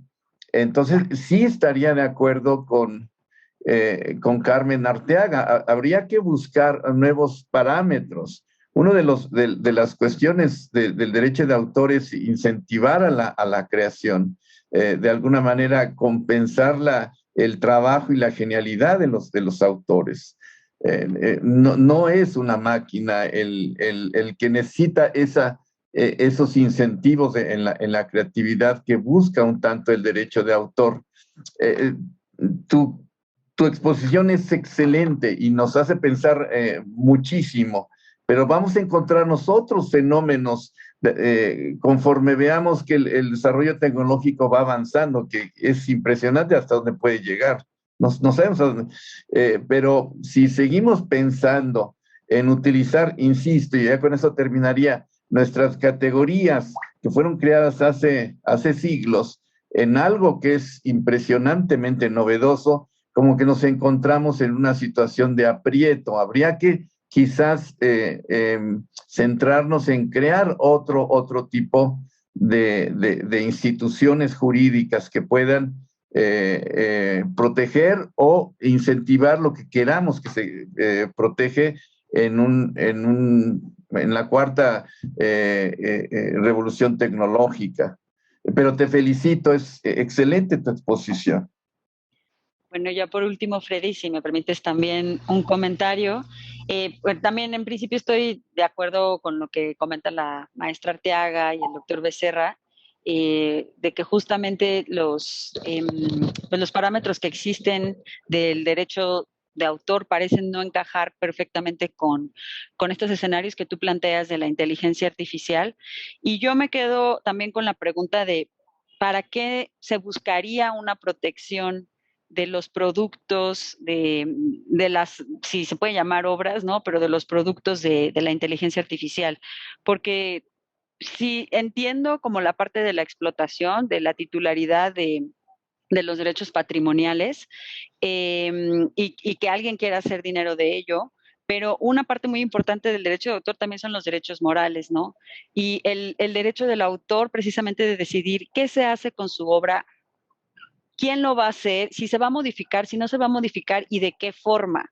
Entonces, aquí, ¿quién decidiría? La inteligencia artificial va a decidir si se modifica o no se modifica, o el autor del algoritmo en dado caso. Entonces, bueno, yo hasta ahí me quedo. Ahora sí te cedemos el uso de la palabra otra vez, Freddy, y les recuerdo nada más a nuestra audiencia. Bueno, ya tengo varias preguntas aquí del Zoom que vamos a pasar después de esta intervención de Freddy y después tomo las de Facebook. Gracias, Ana. No, en general yo creo que todos estamos de acuerdo, y todas las intervenciones, pues digamos que estamos o concordamos en que no podemos, y que Carmen usó un término genial, que no podemos estirar un sistema de protección que estaba pensado con una lógica diferente. En la exposición yo creo que de los escenarios que planteé podemos tener dos bloques. Un bloque de escenarios en los que hay una aportación de un ser humano y la inteligencia artificial funge como una simple herramienta que asiste el proceso creativo. Y en ese escenario vamos a aplicar el derecho de autor, porque no podríamos mediar la protección de ese ser humano solo porque hay una asistencia, que ahí iríamos al caso de la Cámara. Hay otro bloque en el que la inteligencia artificial tiene el papel protagónico en el proceso creativo. Y en ese proceso es donde empiezan las preguntas, que incluso se ven en el software, que Rafael me encanta que lo mencione, que también el haber metido el software en la protección y tener derechos morales, cuando un código objeto tiene una lógica bien distinta a una obra literaria.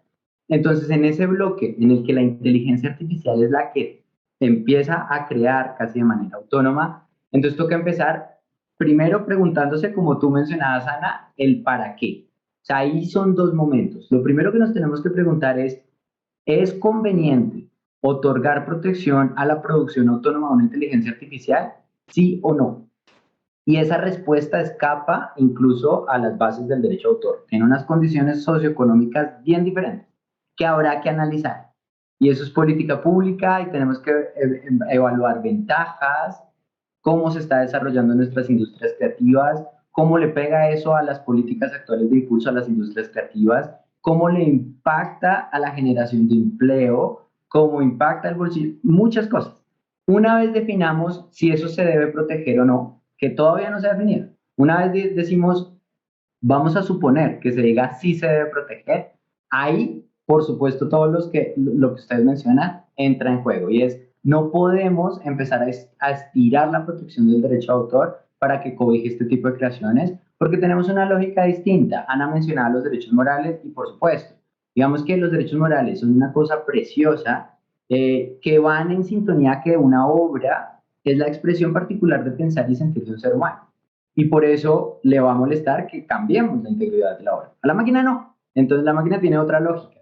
El derecho de paternidad de una producción creada por una máquina va a tener una lógica más cercana a la recordación en usuarios que tiene una marca. Yo necesito que sepas que esta máquina escribe libros que te gustan, que es una lógica diferente al derecho de paternidad. Tendremos que analizar cómo son las intervenciones, porque vamos a tener un programador de la inteligencia artificial, pero en algunos casos el proceso creativo va a tener la intervención de un usuario que usa ese software, esa inteligencia artificial, que también hace aportaciones. Y ahí, ¿cómo va a estar la protección? La protección es exclusiva para aquella persona que configuró esa inteligencia artificial, o también le vamos a dar algo al usuario que ayudó. Van a haber derechos de autorización, de autorizar o prohibir, como tenemos la lógica del derecho de autor, porque entendemos que el derecho de autor no solo es esta intención de ganar dinero con mi obra, sino de controlar los canales por los cuales se difunde, incluso si no tengo ánimo de lucro, porque entendemos que es muy cercana al ser humano. En el caso de una inteligencia artificial, probablemente nos limitemos al interés económico, entonces habría que ver, ¿otorgamos solo derechos de remuneración? Y habrá muchas interrogantes, y probablemente todas esas interrogantes nos llevarán a un sistema sui generis exclusivo para esto, que puede traer instituciones actuales, puede traer un pedacito de cómo funciona la marca, puede traer un pedacito de cómo funciona el derecho de autor, puede traer un pedacito de los derechos conexos, o traer algo completamente nuevo. Entonces, primero nos preguntaremos, estamos todavía muy lejos, primero nos preguntaremos si vale la pena proteger esta vaina. Después llegaremos al cómo, pero concuerdo por completo, Manuel, con lo que tú dices, no se va a poder hacer con una institución que se creó con una lógica completamente distinta, en unos escenarios bien diferentes, que incluso todavía no sabemos para dónde vamos. Entonces, totalmente de acuerdo con ustedes. Muchas gracias, Freddy. Ahora, si me permites, voy a leer algunas de las preguntas del público.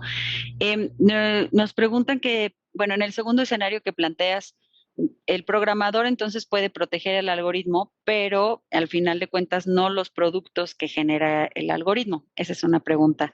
La siguiente pregunta es, ¿qué es lo que evitaría que un individuo utilice la inteligencia artificial para crear una obra, pero que la haga pasar como propia para obtener protección de derechos de autor? Entonces, yo me imagino, ¿no? El caso es, yo programo para que la inteligencia artificial la cree y la hago pasar como mía, ¿no? Y si se ha planteado, o si has conocido, si se ha planteado esta problemática. La siguiente pregunta es, si se realiza un video, por ejemplo, en YouTube o Vimeo, y alguien lo toma para hacer calumnia o para difamación, si el derecho, si tiene algún derecho sobre este otro producto, sobre el de la calumnia o el difamador, tienen derecho de autor, o bien si conserva el derecho de autor la persona que fue difamada, ¿no? Y voy a pasar a una cuarta pregunta nada más, para luego pasar a otra ronda. Este, si se tiene que proteger el derecho de la inteligencia artificial, bueno, si se llegara a proteger el derecho de inteligencia artificial, ¿no debería justamente primero protegerse el derecho de los animales, ¿no? Por ejemplo, bueno, ahorita me acordé de este caso muy famoso de una foto que tomó un mono, y que luego creo que fue Greenpeace quien abogó porque se le reconociera la autoría de esa foto que se hizo viral. Entonces, bueno, Freddy, a ver cuáles son tus reacciones a estas primeras preguntas. Están buenísimas, ojalá no se me pase ninguna, pero bueno, la primera. Sobre la protección de la inteligencia artificial y no sobre lo que cree esa inteligencia. Perdón que haga un ejemplo tan burdo, les pido disculpas, pero en general es como si yo soy dueño de un burro. Yo soy dueño del burro, yo puedo decidir vender el burro o conservar el burro, poner a descansar el burro o cargar café al burro. Yo soy dueño del burro. Si el burro pinta un cuadro, ese cuadro yo lo puedo vender porque tengo el objeto tangible, pero ese cuadro no va a estar protegido por derecho de autor, que es a lo que tú mencionabas, Ana. La macaca se tomó estas selfies solita, coge la cámara y se toma la selfie. El que tiene en la memoria de la cámara la foto, pues la tiene en su poder, así que él puede venderlas y él va y las vende. Una vez esas fotografías son publicadas y ya yo no necesito comprarlas para acceder a ellas, pues en virtud de que no están protegidas por derecho de autor, van a circular libremente.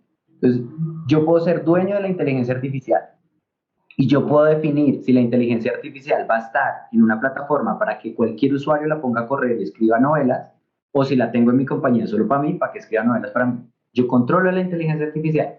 Ahora bien, como es en el estado actual de la legislación, yo controlo lo que pasa con esa inteligencia artificial, pero apenas escribe la novela, la subo a internet, todo el mundo la puede reproducir, poner a disposición, distribuir sin problema porque no está protegida.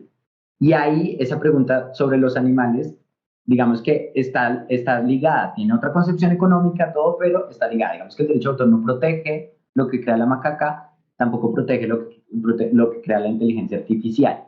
En los países esos derechos de los animales han venido evolucionando de manera muy bonita. Acá en Colombia hay unos ejemplos geniales. Hay dos bastante importantes. Uno, en el que tutelaron el derecho de una persona a que le dieran droga a su perro para el corazón porque se entendía que dentro de la concepción de familia de esta persona estaba su perro. Entonces la afectaba ya directamente y tutelaron el derecho a la salud del perro. Ese tipo de evolución se ha venido dando poco a poco, probablemente no se va a dar en paralelo, porque si bien la restricción desde el derecho de autor está para los dos, la evolución de los derechos de animales e inteligencia artificial se va a dar muy diferente en escenarios distintos, con concepciones bien distintas. No podemos, lo que apliquemos para los animales no lo vamos a poder aplicar a la inteligencia artificial, seguramente no se va a dar en paralelo y no se va a arribar a las mismas conclusiones. Y lo de los autores, o sea, la posibilidad de que una persona use una inteligencia artificial para crear una obra y se asuma autora de esa obra, yo conozco casos. Y más que todo porque ahorita es la novedad. Si yo tengo una inteligencia artificial que crea novelas, saco pecho mostrándola, porque ahorita es la novedad. Vamos a llegar a un punto en el que eso ya no sea novedoso. Y si no hay protección, lo más probable es que quien tiene la inteligencia artificial no nos cuente a nosotros como usuarios que eso fue escrito o compuesto o producido por una inteligencia artificial para evitar que eso carezca de protección por derecho de autor. Y en la práctica lo que todos van a hacer, seguramente, digamos que no hay que presumir la mala fe, pero tampoco hay que ser inocentes. Pues seguramente todos van a decirle a alguien que pase por autor para que eso esté protegido por derecho de autor y tengan control. Así que si no otorgamos protección, puede que en la práctica perdamos la posibilidad de saber cuándo eso fue por una máquina o cuándo no. No sé si respondí todas, perdóname, Ana. Creo que sí, Freddy, si no ahorita rescato. Bueno, mira, tengo otro bonche de preguntas, si me permites. Esta refiere, si la inteligencia artificial utiliza elementos de obras protegidas por derechos de autor, ¿no? ¿Podrían estos autores de las diferentes obras que se usaron demandar?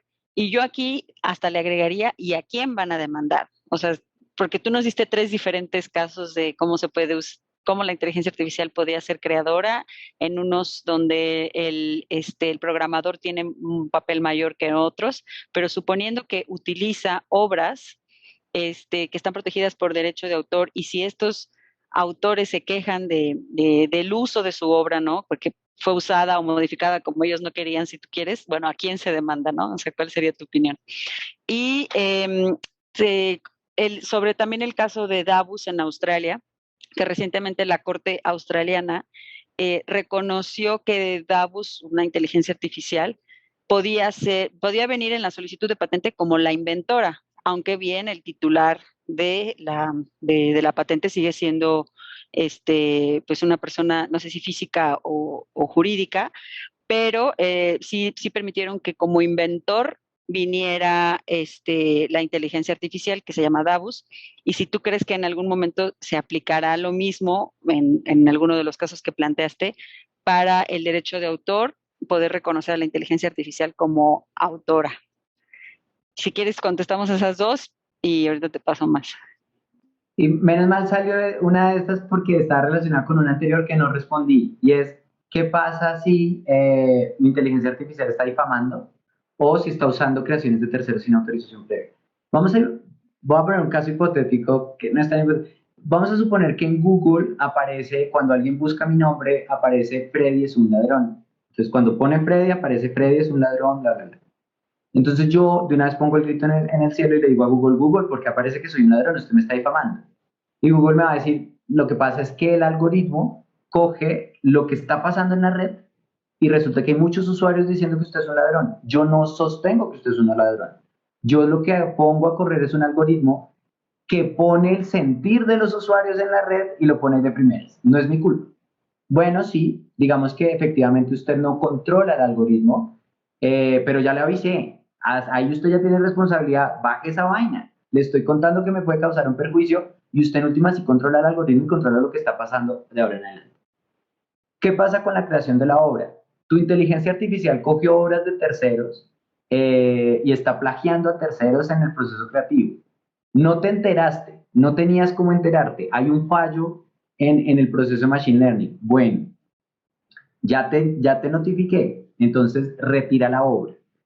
Eso todavía no está tan claro porque todavía no hemos llegado a esos escenarios y eso va de a poquito. Pero en principio, uno puede decir, oiga, lo que pasa es que yo programé la máquina para que no hiciera eso. No lo hice a propósito, pero inmediatamente retiramos y vamos a ver si alcanzó a ver ventas o lo que sea. Claro, yo tampoco me puedo hacer el loco y decir, no, eso es una inteligencia artificial, yo no tengo responsabilidad. Tú controlas y tú eres el que estás poniendo a disposición. Entonces tú tendrías que tener procesos más rigurosos o lo que sea y evita que pase eso. Si hay una calumnia y la máquina me arrojó eso y yo soy consciente que hay una calumnia ahí, si soy consciente que estamos usando nombres propios y aún así tomo la decisión yo de publicar la obra que creó mi máquina, yo tengo responsabilidad. No puedo decir, ah, pues fue mi creación, pero yo tengo responsabilidad porque yo tomé la decisión de poner a circular esa obra en la que se está calumniando. Así que ahí yo soy quien está originando la calumnia en última. Yo la estoy poniendo en internet. Insisto, lo que pase con la inteligencia artificial no está tan reglamentado. Tocará irlo viendo poco a poco. Lo de la sentencia a mí no me parece tan bueno. Esto por lo que tú mencionabas, Ana, de hacernos esta pregunta de, ¿y eso se debe proteger? No porque yo diga que no se deba proteger. No tengo una posición al respecto. Simplemente porque digo es que se debe dar primero una discusión rigurosa respecto a si sí o si no. Y no simplemente que llegue un caso y que en ese caso particular se tome la decisión de que está bien. Porque entonces esos casos sueltos se saltan un montón de discusiones que se deberían dar de manera más rigurosa. Ok, tengo dos preguntitas más del público. Em, Dice, bueno, si al licenciar un programa de cómputo y la licencia se usa, bueno, quien la ha licenciado la usa para cosas ilegales, ¿será suficiente? O sea, bueno, me imagino que aquí es un poco sobre hasta dónde llega la responsabilidad de quien llevó a cabo el programa de cómputo cuando su programa está siendo usado para alguna cosa ilegal y me suena un poco como ¿cómo se llama? Iba a decir Yo Robot, ¿no? En el momento de quién es responsable del acto del robot, ¿no? El que lo programó o el robot mismo, o bueno, incluso con lo de los automóviles de Tesla, eh, quién es responsable de una acción criminal que haya llevado a cabo, que se haya o llevado a cabo con el software, o por el software. Y otra pregunta es, estos sitios donde te permiten hacer una creación de logos que es automática. Bueno, la pregunta es muy concreta y si estos logos luego se pueden proteger. No sé, Freddy, yo me atrevería a decir, no, ya te dejo tu opinión para el derecho de autor, pero a lo mejor como marca, de todas formas, pudiera llegar a tener un tipo de protección. Pero estos logos que se generan de forma automática en sitios web. Te dejo para reacciones. Voy a hacer unos ejemplos unos bobos y les pido, porque las preguntas son muy bien hechas y yo siempre respondo con ejemplos bobos, les pido disculpas de antemano, pero vamos a suponer que yo escribo un libro en Word. Microsoft no tiene derechos sobre ese libro. Yo soy el autor y punto. Ahora bien, si yo escribo una carta de amenaza a una persona o calumnio a una persona, Microsoft no tiene responsabilidad en las calumnias de la obra que yo escribo. No obstante, hay otro tipo, por ejemplo, los que creaban el chip que hacía que las consolas de videojuegos leyeran los CDs piratas, que se escudaban en que ellos no pirateaban el CD. No estoy pirateando la obra, yo estoy creando tecnología. Sí, pero estás creando una tecnología específica o cuyo principal uso es cometer un ilícito. Entonces sí vas a tener un poco lo que ocurría con Megablood, que ellos decían, no, mire, yo soy un casillero virtual en el que la gente puede guardar documentos e información. Si guardan películas piratas en archivos torrent, no es mi culpa. Y se le dijo, sí, pero es que yo no recuerdo el porcentaje, pero era más del 80% de lo que está en tu sistema es piratería. Entonces, cuando ellos intentaron decir yo soy, o cuando muchos de los indexadores de piratería empezaron a decir es que yo soy igual que Google, yo solo ayudo a buscar gente, la gente busca un tema y yo los ayudo a encontrarlo, ahí se hizo la diferenciación. Si bien Google tenía políticas estrictas para eliminar links que llevaban a piratería y buscaba apoyar a los titulares, que ya es otra discusión que tanto apoya o no, pero tiene las políticas, mientras que estos indexadores en esencia se utilizaban para ir a buscar películas pirata. Entonces te decía, mire, claro, tú no eres tan responsable porque tú no le estás diciendo a la gente que piratea, pero estás poniendo el elemento que utilizan y principalmente lo están utilizando para eso. Entonces, vuelvo a que con la inteligencia artificial habrá que ver qué pasa, ya yendo a ese escenario de Yo Robot que mencionaban, pues bueno, tocará ver, eso falta mucho para llegar allá y faltará muchos cambios legislativos, pero en principio se ha tomado en consideración eso, tú estás coadyuvando a la comisión del delito con lo que tú estás poniendo, o sea, tú no disparaste pero pusiste el arma, pues probablemente tienes responsabilidad. Y la de los logos, perdóname, Sí. la de los logos, de esa memoria mía. Lo que tú decías, bueno, el logo se puede registrar como marca y como marca tendrá protección. Ahora bien, si yo entro en la plataforma y me arroja un diseño automático del logo, a otra persona le arroja ese diseño automático del logo y lo empiezo a utilizar, yo no voy a poder ir a pelear. Yo ahí no tuve una creación intelectual y no puedo decir, pero es que yo fui el que primero le dio clic en la plataforma. Eso no necesariamente me da una protección sobre ese. Yo no hay una creación intelectual mía. ¿Lo puedes utilizar? Por supuesto. Y una vez lo registras como marca, pues perfecto, ahí ya tienes otro tipo de protección y no hay problema, no lo van a poder usar. Pero el hecho de hacer clic y que el algoritmo me arroje primero a mí, no me da algún tipo de titularidad sobre eso. ¿Y qué comentario tienes sobre lo que te comentaba de los carros de Tesla con inteligencia artificial que se manejan solos y si llegan a cometer un crimen? Y respecto a esto, pues también el robarse productos de propiedad de la inteligencia artificial y hacerlos como propios, ¿no? Si ya existe la apropiación indebida, digamos, como entre humanos, ¿no? Ya existe apropiación indebida de trabajos y de obras intelectuales y de obras de creación. ¿Qué podría pasar o qué vislumbras o cuál sería tu opinión acerca de apropiaciones sobre productos que en teoría fueron de inteligencia artificial, pero que yo me los apropio y los registro como de mi creación para que puedan ser registrables, ¿no? Al final.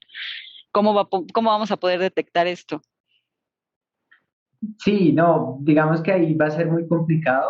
No sé si tecnológicamente se pueda en el futuro, pero en principio la mejor es entregar un incentivo legal. Cuéntanos qué solución de inteligencia artificial y vas a tener a cambio este incentivo de protección. O sea, porque si la cuestión es, sé sincero, cuéntanos y gracias a que nos cuentes lo que creó la inteligencia artificial no te va a generar ningún rendimiento, pues no tiene ningún sentido y no, pues las compañías sencillamente no la van a seguir.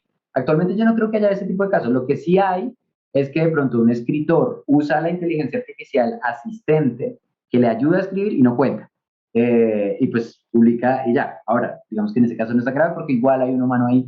Pero creo que eso es lo que se está dando actualmente. No que la inteligencia artificial cree algo solita porque ahí es cuando están alzando la mano. Están diciendo, esto lo hizo una inteligencia artificial y la gente sale a comprarlo porque llama la atención. Todavía estamos en ese punto novedoso.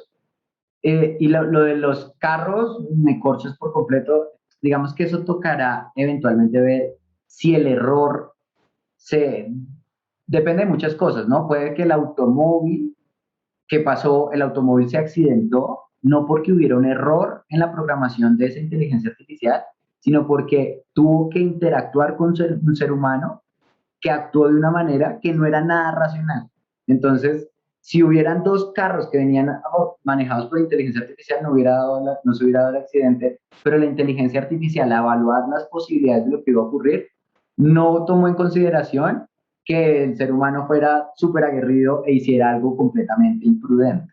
Entonces ahí hay que empezar a evaluar muchísimos elementos. Hubo un error de programación, no tuvimos un protocolo de seguridad previo bien estricto, te lanzaste un producto al mercado sin más ni más, pero todo eso tocará regularlo eventualmente. ¿En qué momento puedes sacar una inteligencia artificial de asistencia en el hogar tranquilo? ¿Qué pasos tendrás que seguir?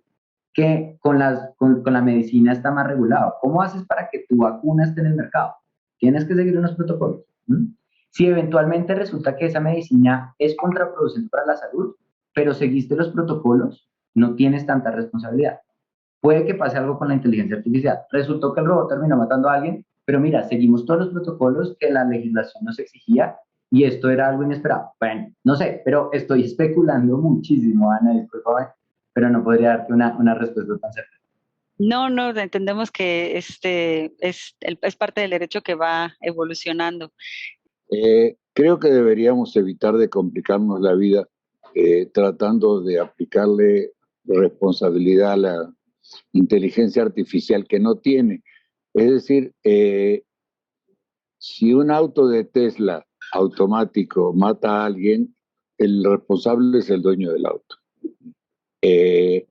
Digo, después, o sea, él eligió, él decidió, él tomó la decisión, él aceptó y se subió al auto y mató a alguien. Bueno, él es el responsable, es el dueño de la cosa.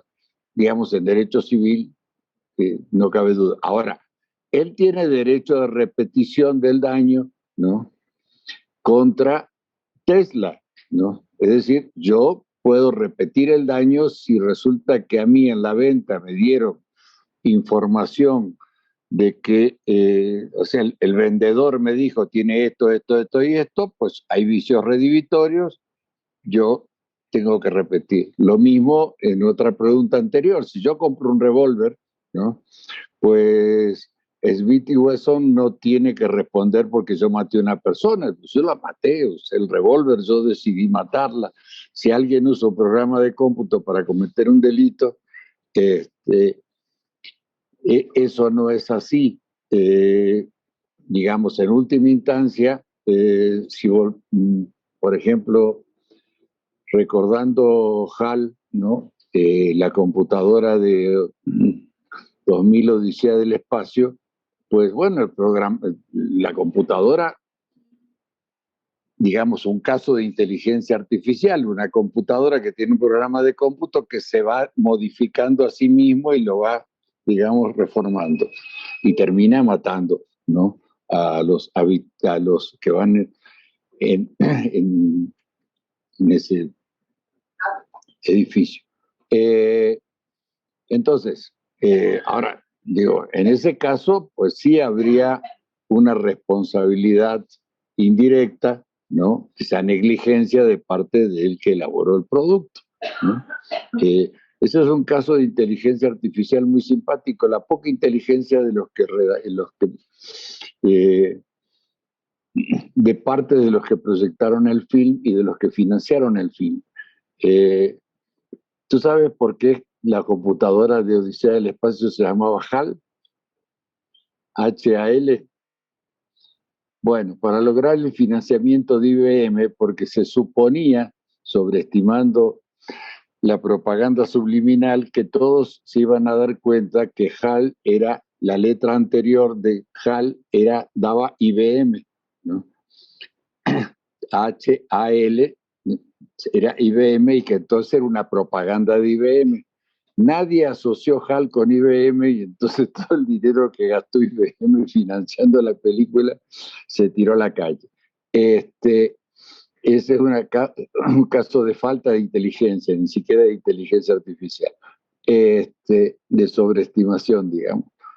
Pero yo creo que sí, como tú planteaste durante la exposición, lo que pasa es que íbamos saltando de temas y entonces por ahí nos olvidamos de los temas anteriores, pero como tú planteabas, es decir, tenemos que distinguir, como tú decías, cuando se utiliza material de otra obra, ¿no? El caso de Rembrandt, ¿no? En el caso del Rembrandt, tuvieron que utilizar material de 500 cuadros de Rembrandt, ¿no?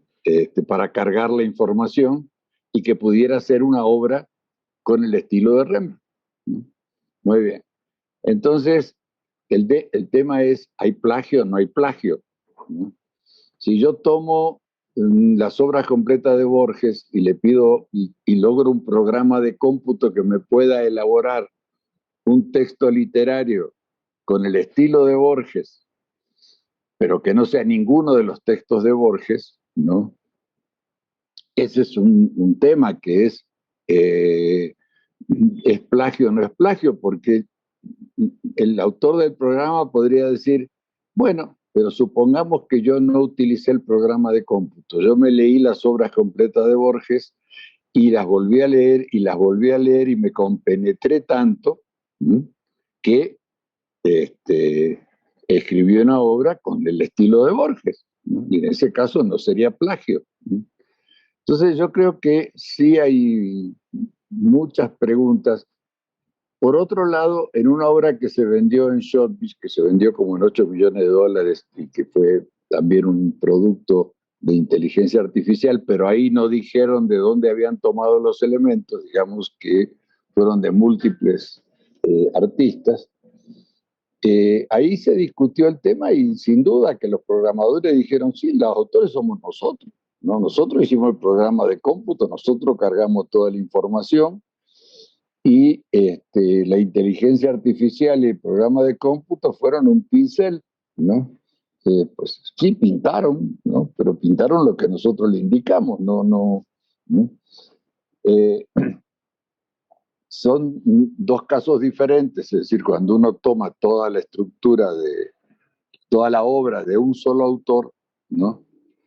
Y sí, como decían, esto es producto de que los derechos de autor comenzaron protegiendo obras literarias, después se expandieron a todos y después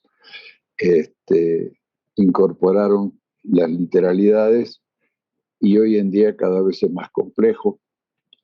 Por eso algunos no nos metemos en derecho de autor, porque es demasiado difícil. Gracias, doctor. ¿Alguna reacción, Freddy?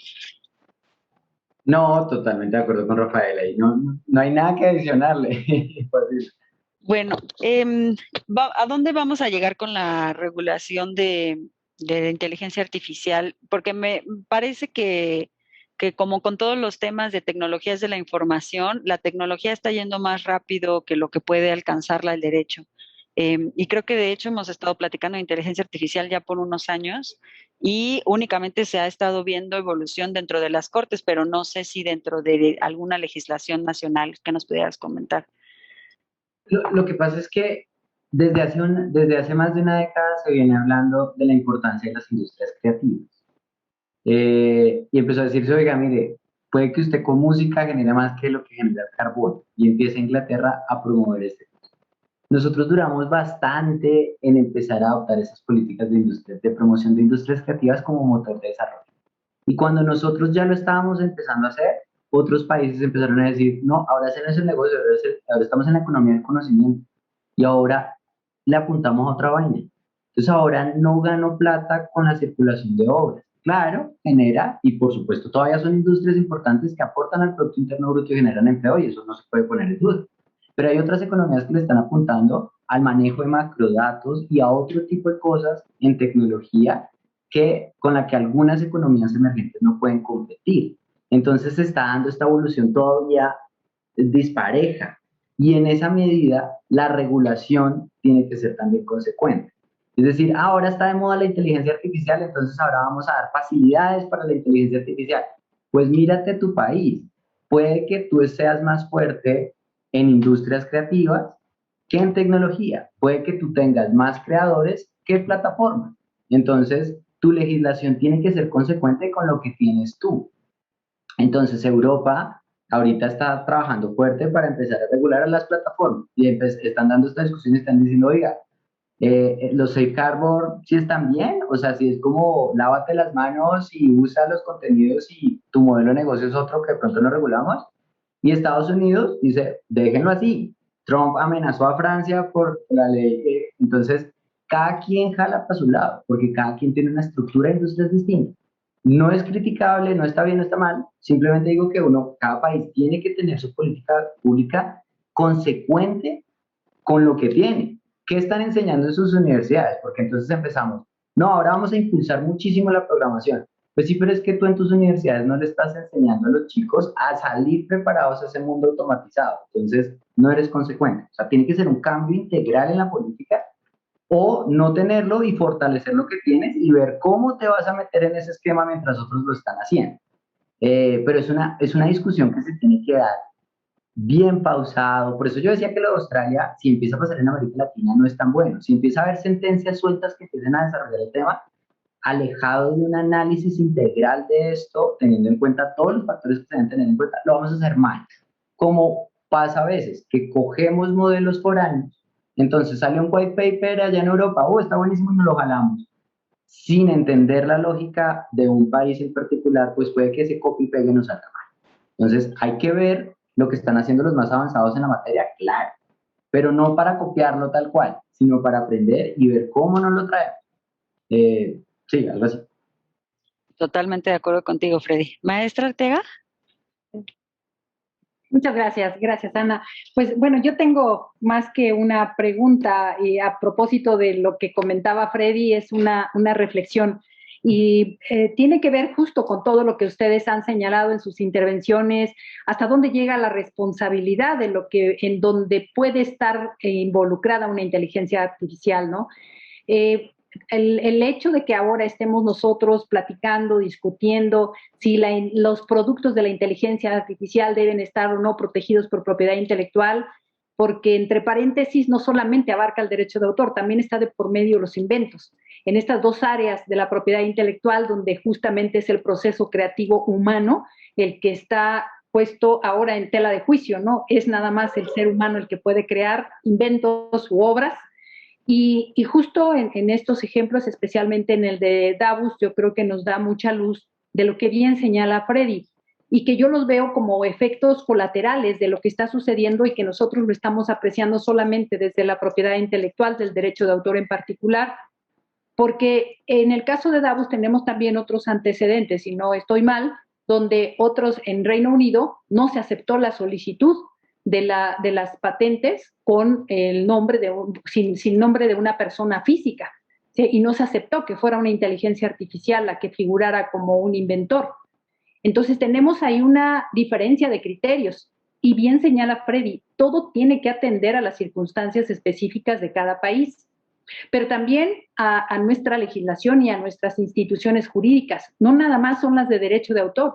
Tal vez aquí estamos señalándolo y yo hacía la precisión de que para mí lo que todavía no me acaba de cuadrar es que ¿por qué obra si no hay autor, si no hay obra? ¿Por qué hay derecho de autor si no hay autor y no hay obra?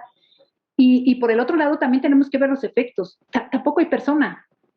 No hay persona desde el punto de vista jurídico. Y en algunas opiniones he escuchado que por qué no les damos un carácter como en el caso de las personas morales, una ficción jurídica que es sujeto de derechos y obligaciones. Nada más que aquí es distinto. Aquí las personas jurídicas no llevan a cabo procesos creativos, que es lo que exige el derecho de autor o que es una característica del derecho de autor. Con esto lo único que quiero señalar es que nos falta mucho por analizar, por debatir, por reflexionar, porque es desde darle el carácter de personas, por lo tanto, con todos los atributos de la personalidad, derechos, obligaciones, quién va a tributar, quién va a aparecer como responsable de todos los delitos y de todo lo que pueda, en lo que pueda estar involucrada una inteligencia artificial. Así es que, bien señala Freddy, esto tendrá que ser parte de una política pública integral, pero en cada país, de acuerdo a sus circunstancias.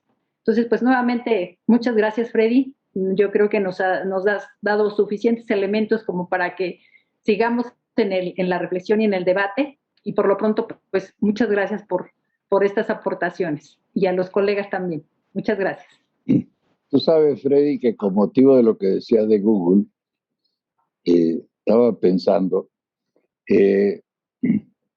suponte, yo hago un programa, ¿no? Diseño un programa o contrato un programa para hacer toda la explicación de Aeroméxico, horario de salida de los aviones, llegada, etcétera, etcétera, etcétera. Google captura información, ¿no? Pero ¿qué hace Google? ¿No? Si tú pones Aeroméxico en Google, lo primero que te aparece es despegar, ¿no?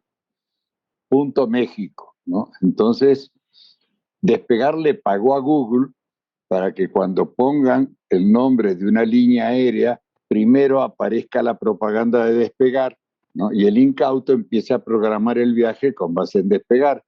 Después aparece Expedia, ¿no? Luego aparece Travel X, ¿no? Y al final uno llega al octavo, ¿no? y recién puede entrar Aeroméxico, ¿no? Hay veces que uno se cansa y no llega a lo que uno estaba buscando, ¿no? Porque cada vez se está comercializando más este tipo de prioridades dentro de Google, ¿no? Google, habría que pensar, ¿está usando mis derechos de autor? Es decir, yo diseñé el programa, yo lo cargué, ¿no? Yo lo hice. Y Google lo está utilizando para sacar dinero y vendiendo prioridades en su programa, ¿no? Digo, no es para responderlo ahora, es nada más que una inquietud que me generó los comentarios que tú hacías de Google, ¿no?